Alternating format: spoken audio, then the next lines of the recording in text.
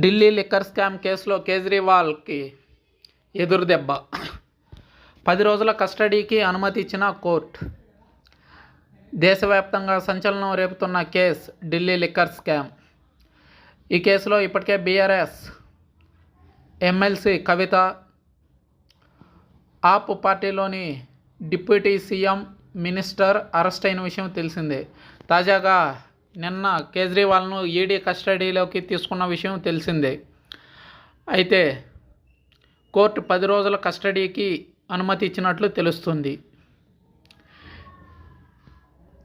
CM Arvind Kejriwal, ED తరఫున న్యాయవాదుల వాదనలు విన్న కోర్టు కేజ్రీవాల్ను 10 రోజుల పాటు ఈడీ కస్టడీకి అనుమతించింది. కాగా లిక్కర్ స్కామ్ కేసులో గత రాత్రి ఈడీ తనను అరెస్టు చేయడంలో అక్రమ అరెస్టు చేసిందని ఆరోపిస్తూ కేజ్రీవాల్ తరపు న్యాయవాది పిటిషన్ దాఖలు చేశారు.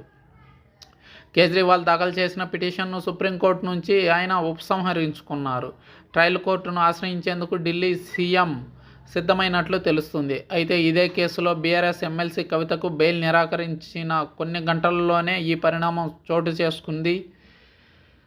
ఆమెకు బెయిల్ నిరాకరించిన సుప్రీంకోర్టు ట్రయల్ కోర్టును ఆశ్రయించాలని కవితను కోరింది.